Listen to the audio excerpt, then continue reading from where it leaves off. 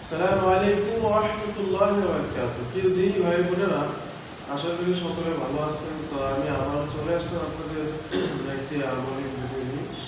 সেটা হচ্ছে যে দেখুন, সুখ সমৃদ্ধি প্রশস্ততা লাভের আমল, মানে সুখ শান্তি প্রশস্ততা লাভের আমল। এমন অনেকে বলছে যে এমন একটা আমল দেন সুখ শান্তি প্রশস্ততা লাভ করা যায়। দেখুন, আমি এটা সরাসরি কোরআন থেকে দিব। আপনারা আমি ভূমিকা না দিয়ে আমি সরাসরি চলে যাই আলোচনা। তো সুখ শান্তির চাবিকাঠি হচ্ছে কোরআন। তো দেখুন, আমি এমন একটি রিয়েল কিতাব নিয়ে, এটা আপনারা কেউ হয়তো কখনো দেখছেন কিনা জানাবেন। এটা আশরাফ আলী থানভীর কিতাব। এটা অনেক খুবই পাওয়ারফুল একটা কিতাব। তো এই কিতাব থেকে আমি দিব। দেখুন, আমি যে টপিকটা আপনাদেরকে বলছি যে সুখ সমৃদ্ধি প্রশস্ততা লাভের আমল, তো এটা কিভাবে অর্জন করা যাবে? সূরা কদর। আপনারা একটু ভালো করে শোনেন। সূরা কদর, সূরা কাফির এবং সূরা ইখলাস 11 বার পরে পবিত্র পানিতে দিয়ে নতুন কাপড়ে ছিটিয়ে দিবেন। যতক্ষণ নতুন কাপড় ব্যবহার করবেন শান্তিতে থাকবে। এটা হচ্ছে একটা সিস্টেম। তো আপনারা দেখে নেবেন।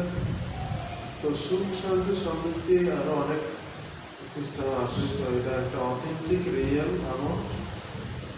এভাবে পানি পড়া দিতে হবে। আর আপনারা সুরারি জানেন অনেকে, হয়তো যারা না জানেন তারা দেখে দেখে পড়বে, সমস্যা নেই। দেখে পানিতে ফুটে হবে, পানিটা নতুন কাপড়ে বা যে আপনি যে কাপড়টা পরেন পরিষ্কার পরিচ্ছন্ন, ওই কাপড়টার উপরে ছিটিয়ে দিলে ওই পানিটা ইয়াটা যতক্ষণ থাকবে ততক্ষণ আপনি স্ত্রীকে সুখে শান্তি থাকতে পারবেন। তো সূরাটা আমি প্রথমে হচ্ছে সূরা কদর, এরপরে সূরা কাফির, সূরা ইখলাস 11 বার পরে পবিত্র পানিতে কুদিয়ে ওই পানিটা ছিটিয়ে দিতে হবে। তো ইয়াটা সূরাটা কি?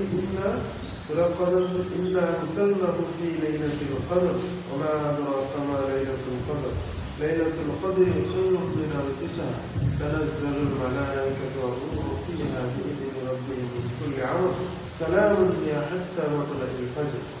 এই সূরাটা। এরপরে সূরা কাফির, কুল ইয়া আইয়ুহাল কাফিরুন, এই সূরা। এরপরে সূরা ইখলাস, কুল হুয়াল্লাহু আহাদ, এই সূরাটা।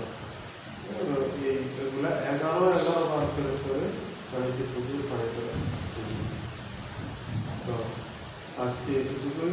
সকলের নতুন হলে চ্যানেলটি সাবস্ক্রাইব করে অবশ্যই জানিয়ে দিবেন আপনার উপকারে আসলে কিনা ভিডিও। আর আপনি কিরকম ভিডিও চান সেটাও আমাদেরকে কমেন্টে বলতে পারেন। আসসালামু আলাইকুম ওয়া রাহমাতুল্লাহ।